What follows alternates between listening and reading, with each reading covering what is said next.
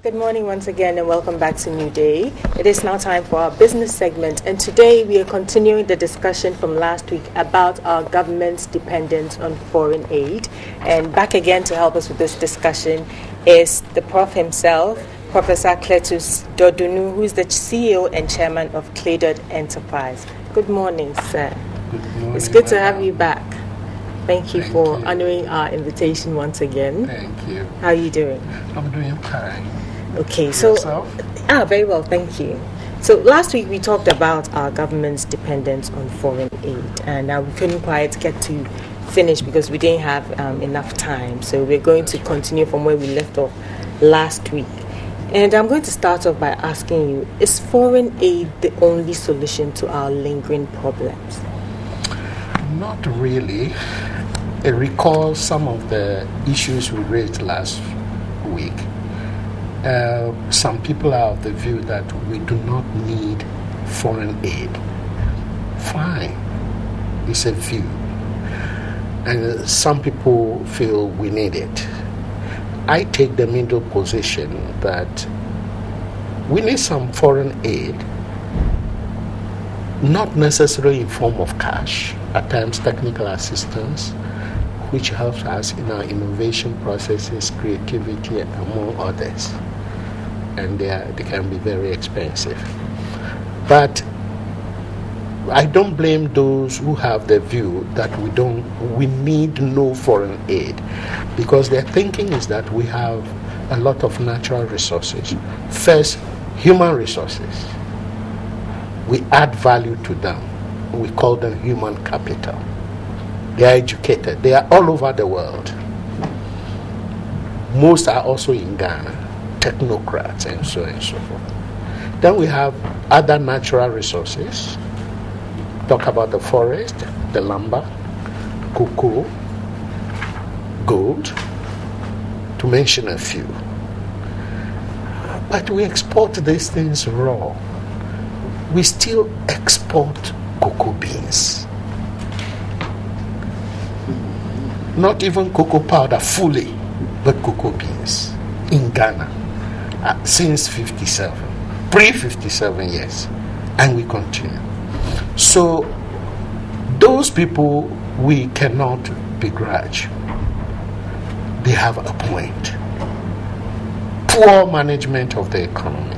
Some countries are poorer than us, but they are able to make headway. And when we continue to depend on foreign exchange, that may bring, shall I call it, an expansion in our budget, which one would like to see in the expansion of projects, programs, and therefore maybe acceleration in the growth of the GDP. So that counterfactually you can say, in absence of this foreign aid, can we establish that without it we wouldn't have been achieving what we are achieving?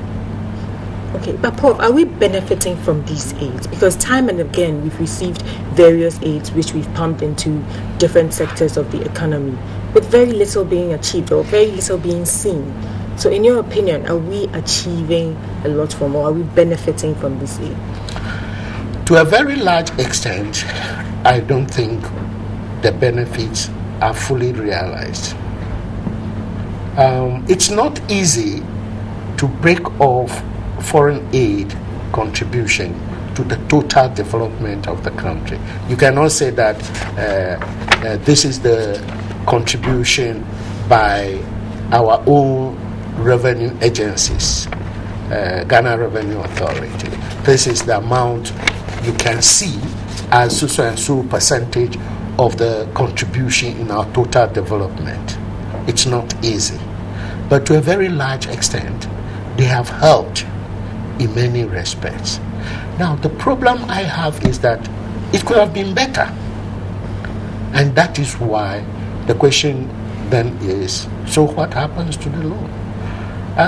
If you recall, just by way of quick summary, I told you that a lot of researchers have done research, and I quoted Ernest Ayite, the current Vice Chancellor, who said that there is high level of malfeasance in foreign aid to Africa. Ghana no exception. Much of the monies we bring in either go back in totality or partially, and some of it is kept in this country. How do they go back? They go back through clandestine activities. You know, one of the things that came in the Davos discussion 2014 is this whole idea about corruption and its impact, especially on developing countries. It's not only the developing countries that exhibit high level of corruption. Even if you go by the perception index, you see that, well, some developed countries are also corrupt to some extent, but not as much as the less developed countries. And Ghana is no exception to that. So what it means is that the corrupt practices we have create conduits of cash bleed, including the foreign aid into this country. As I said, some of it goes back. How does it go back? Right. So, Prof, you're saying that we are unable to utilize some of these aids because some of our governments are inept or corrupt? Both. They are very corrupt, right from Kwame Nkrumah to the current government, John Mahama.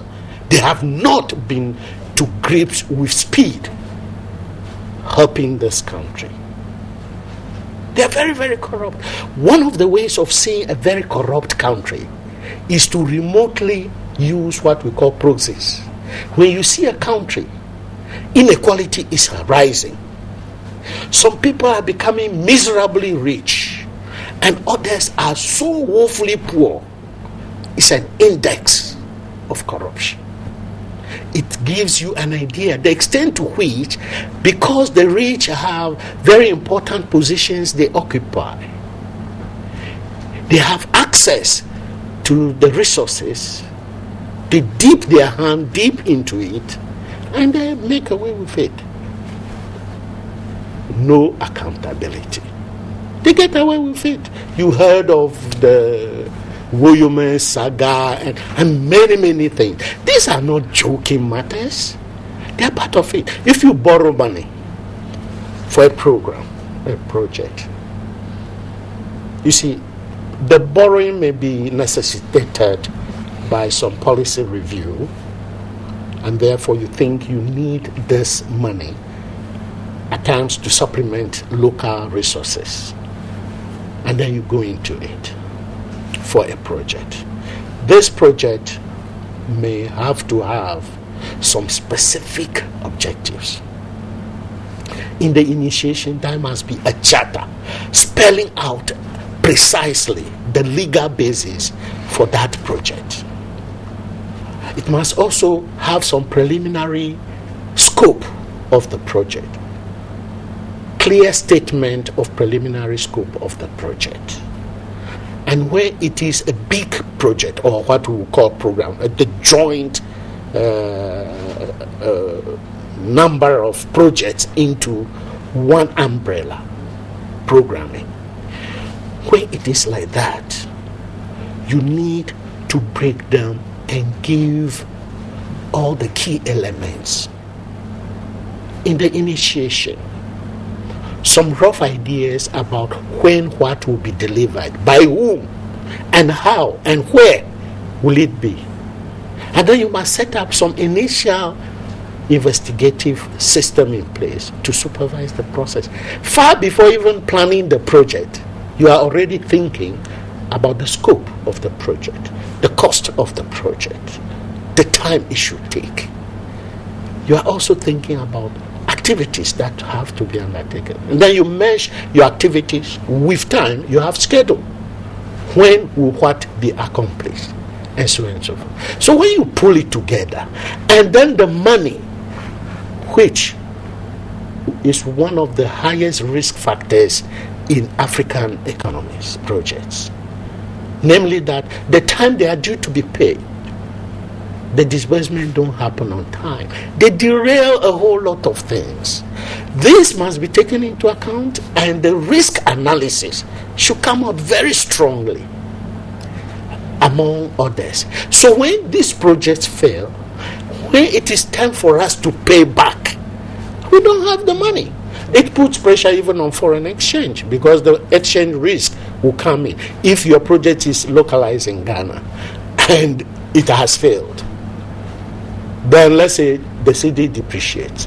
You need more CDs to be able to pay, because these are offshore facilities if they are loans.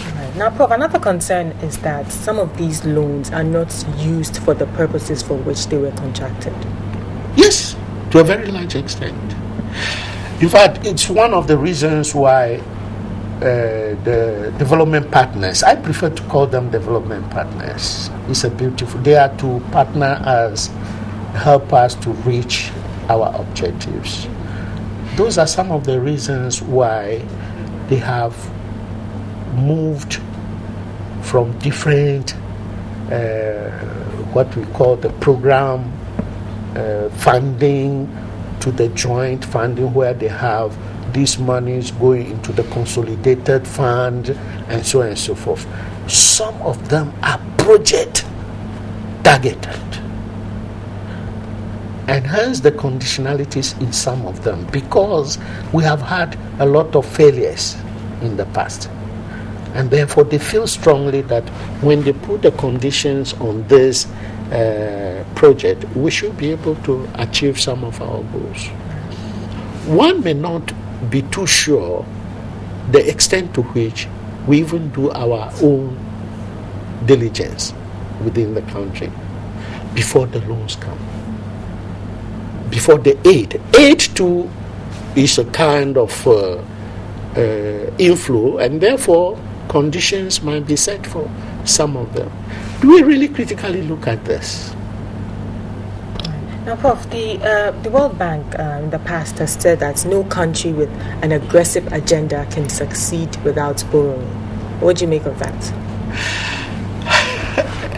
Well, that statement is really loaded. If the country is rich and can do without aid, they should. But I think it's more in terms of the developing countries, with all the nuisances and the problems of cash bleed and so on. Some of these loans do not come only as loan, just as I said. Many of our countries really need loan. They need aid generally. Loan is a part of it, grants and so on, they need it. And they can really do better and faster with these loans. But when the loans exhibit the kind of things that we are thinking about now, you borrow, you do not use it for the purpose for which you borrow. I mean, come on. It's a failure. We have about 46% of projects in this country failing. Some are started, some are not started, but the money is drawn down and spent. Some do not even have contract. You cannot see contract. And then when the heat is on, they say we should abort contract which hasn't been in place. If you are not pregnant, are you going to have abortion? Abortion of what? So why do you talk about bringing a contract to an end when there was no contract? These are serious criminal cases.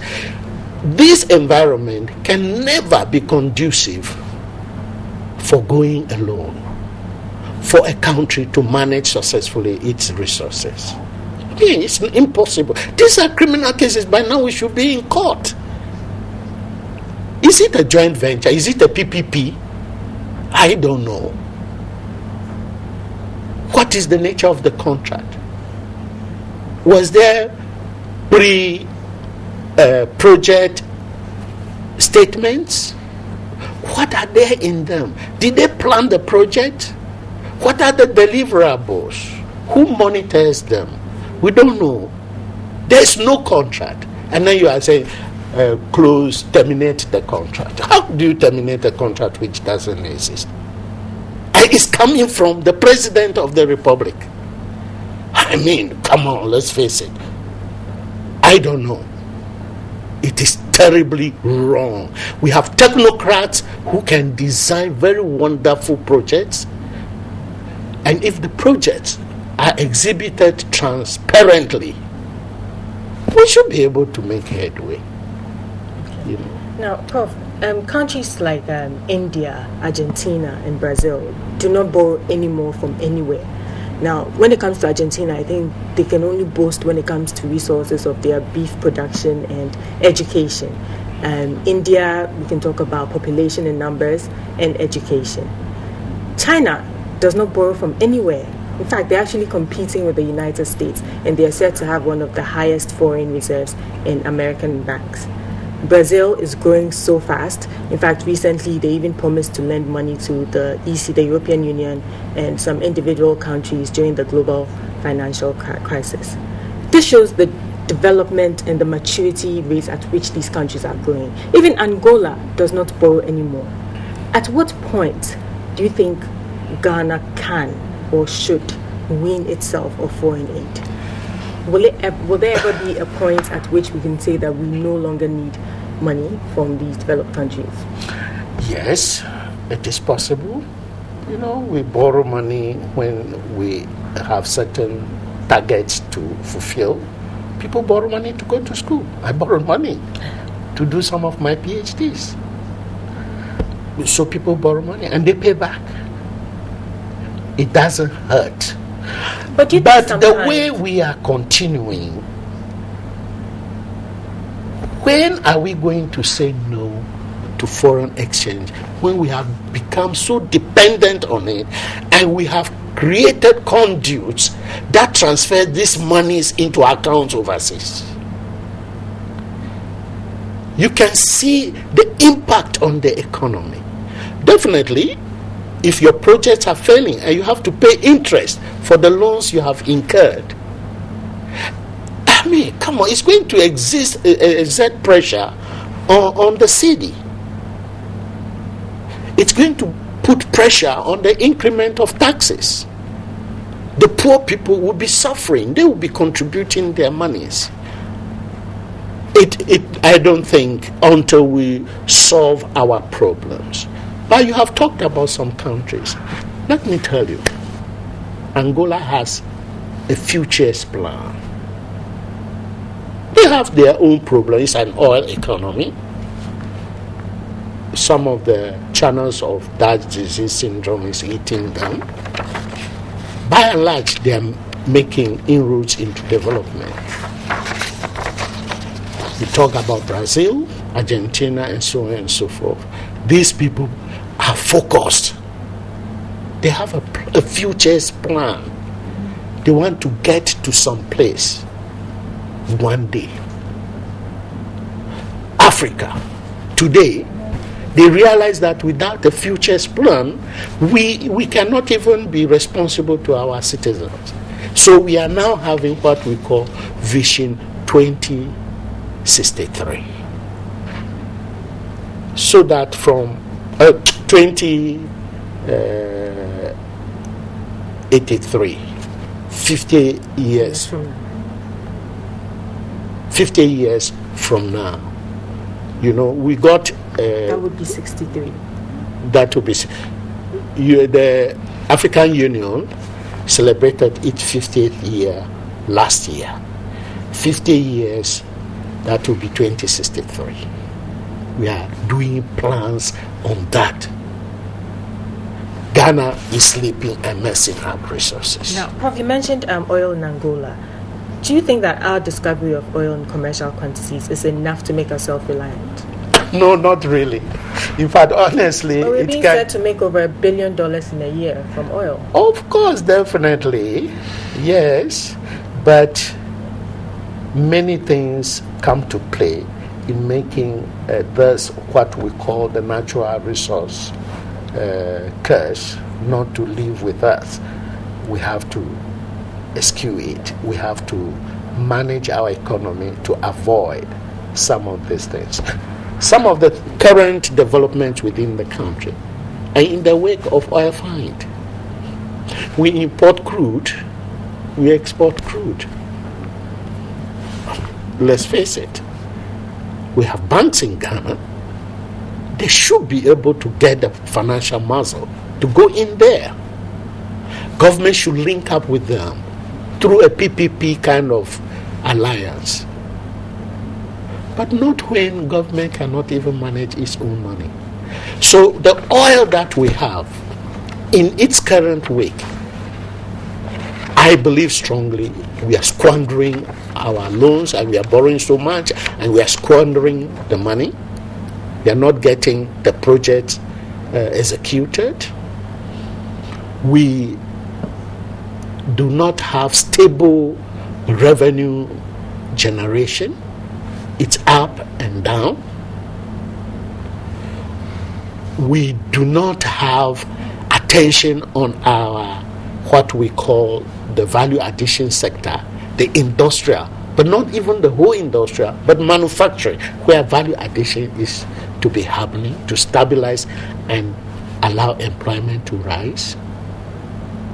In fact, unemployment is suffering. Some of it is these gender issues that are on the table for discussion, among others. When you look at this, the discovery is bringing a curse rather than a blessing. I don't see it. Now, to be able to come to grips with the critical issues, discovery of oil must be so managed and targeted. We have done quite a bit in terms of the documentation and in terms of the laws to govern this. But the reality is that some of us are not happy about it. Ghana is a long way away from exporting crude and importing crude to refine. I don't know what is wrong. Now, Doc, I mean, the fact of the matter is that every country borrows, even the rich and developed countries. That's right. My problem is the frequency with which we attract and contract these foreign aids. Isn't there any way at all that we can generate our own internal wealth to, develop our country? Sandra, I'm not concerned about frequency of contracting loans. I'm concerned about frequency of misusing the money we get. In fact, in some cases, the processes of developing the contracts are not properly done. We have expert gurus in this country, financial gurus, crack economists, who can put their head together and develop a very good loan arrangement. Look at the case of China and the things that are happening. In fact, it's incorrigible. I mean, today's world is a win-win situation. Now, if that loan falls through, all the commitment fees we have paid, their commitment. We haven't even talked about the high interest rates on these loans, some of these loans. Well, in terms, the interest rates are part of the risk factors that we have. Then the exchange rate. Because any single 1% failure of a project is capable of eliciting more than 3 units in terms of drain on our economy. Because the project itself has failed to deliver, and therefore the expected earnings, maybe for the next 20 years, maybe the lifespan, the economic lifespan of the facility is to be 20 years. But we never even developed the facility. Or we developed the facility like our roads, and within 6 months they develop canyons, which we nicely call potholes. During the time that these projects contracts were being signed, over 20% are in brown envelopes going to who? The politicians. Some of these politicians have become contractors overnight, all of a sudden. When contractors work, they are not paid. So there is no money in the system. People are indebted locally for failure of some of these projects, for lack of funding, and they are grounding the economy to a halt gradually. Look at the situation where the last quarter of last year, what we have done on GDP growth. We are yet to get the hard numbers, but we are not making headway. Why? It's not the borrowing which is the issue. It's the extent to which you utilize that money to your benefit, so that when the returns generate enough, you are comfortable in repaying. We have some countries, if you want to call it debt equity ratios, which are so high, and yet they are able to go through it.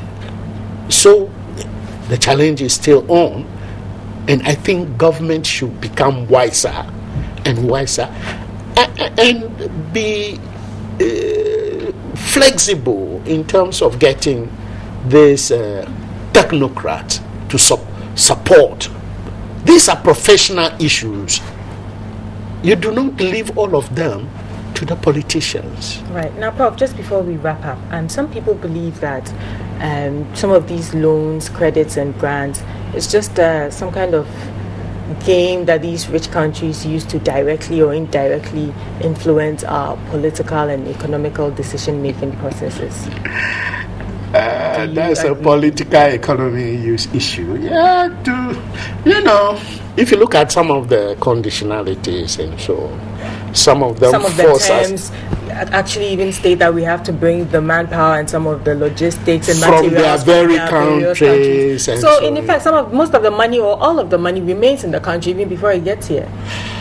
To a very large extent, and for some particular kinds of contract, yes.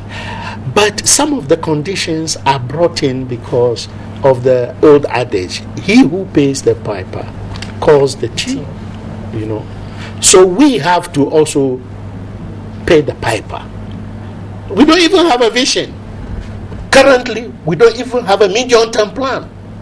So everything is left to the politicians. Their manifesto cannot be the basis of running this country. The manifesto must be a strategy of accomplishing the vision of the country, not the policy for the country. These are for, let's say, 4 years. We are talking about 50 years ahead. What do we want to achieve? And then you periodize this to 4 years, or 3 years, 3 years. And then we come to grips with development management.